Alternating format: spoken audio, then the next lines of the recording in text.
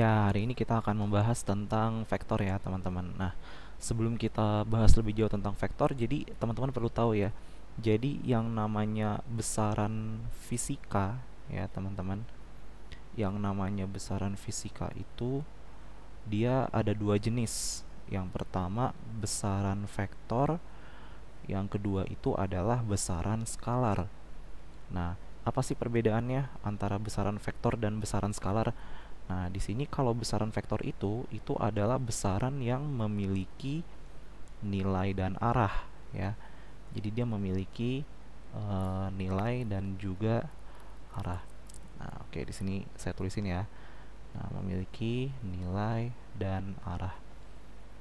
Nah, contoh dari besaran vektor misalkan jarak, terus perpindahan ya. Nah, kemudian ada gaya ya. Nah, ini adalah sekian banyak dari besaran vektor. Nah, kemudian kalau besaran skalar dia hanya memiliki nilai aja.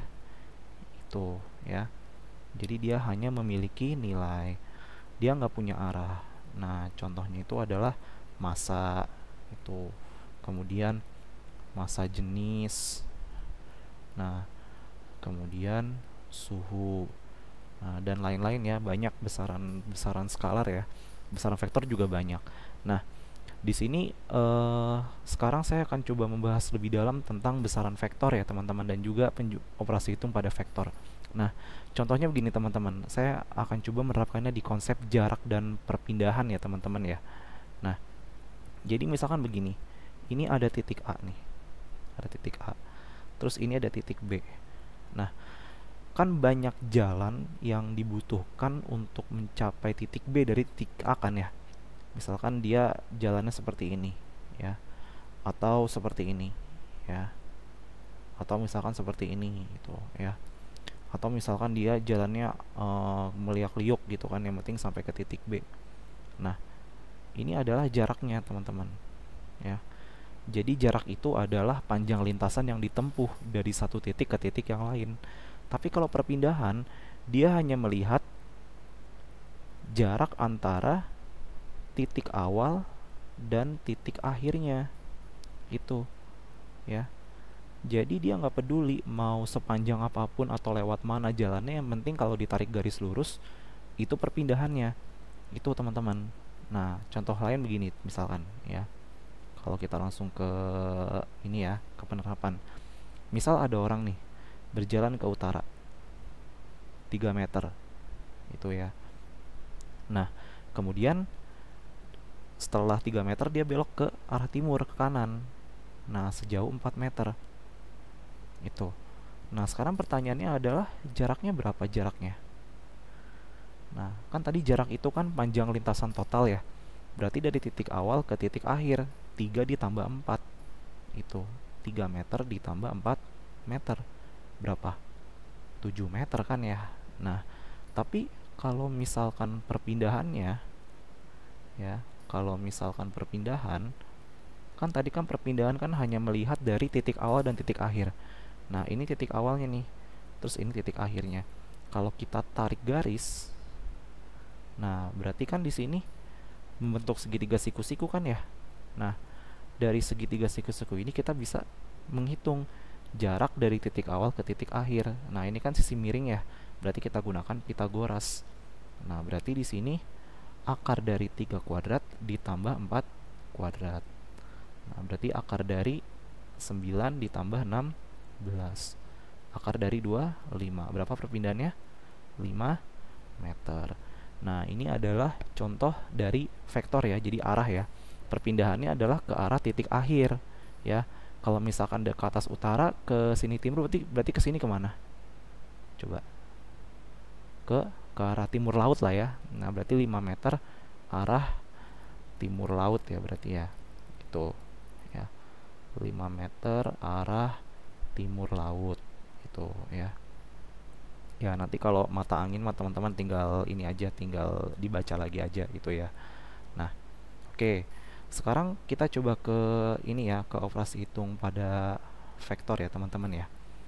Nah, Jadi dalam vektor itu, teman-teman, itu biasanya kita representasikan dengan tanda panah. Tanda panah yang ada lambangnya, misalkan lambangnya A, dan di huruf lambangnya ini dia juga ada tanda panah, gitu ya. Nah, ini adalah lambang dari vektor ya, teman-teman ya. Nah, pada vektor dia juga ada operasi hitungnya. Nah, di sini coba saya akan jelaskan penjumlahan vektor ya, teman-teman ya. Nah, penjumlahan vektor gitu. Nah, oke.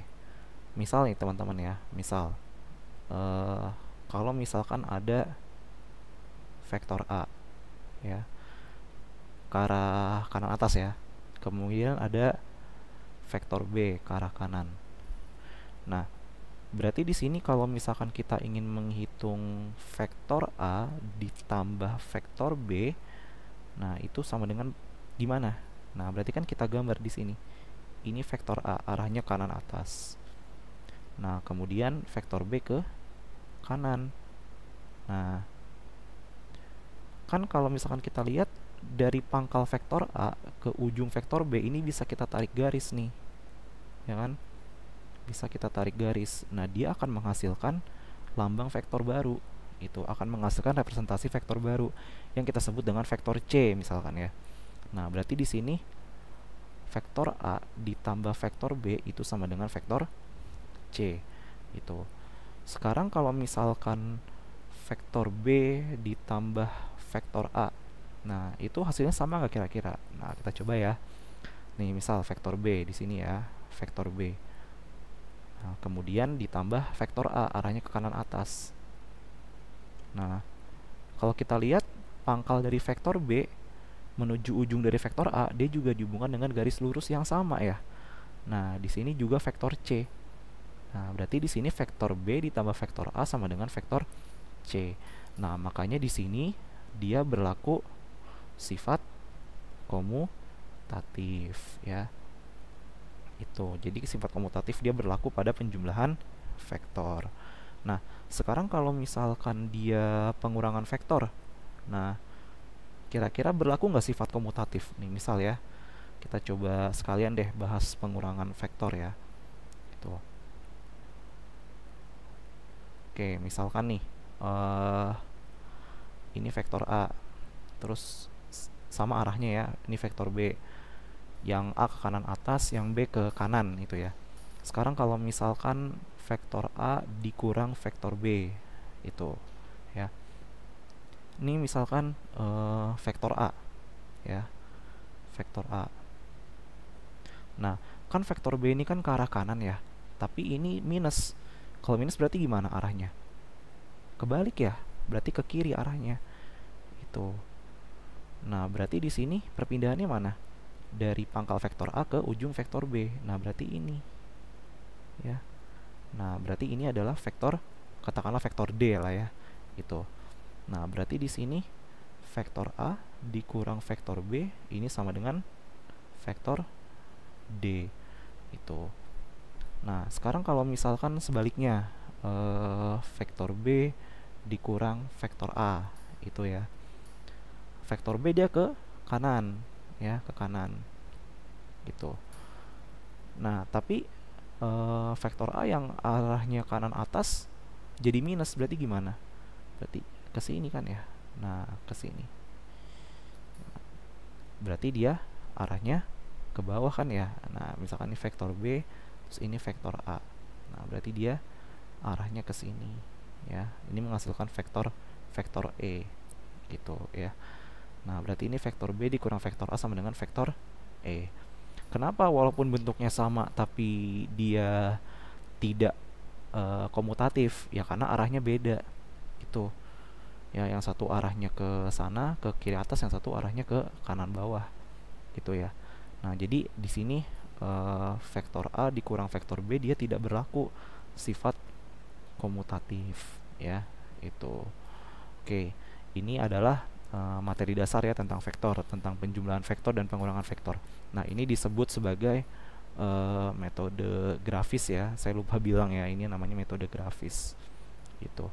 Nanti setelah ini kita akan coba metode analitik ya, metode penguraian vektor. Nah, nanti setelah video ini ya. Oke.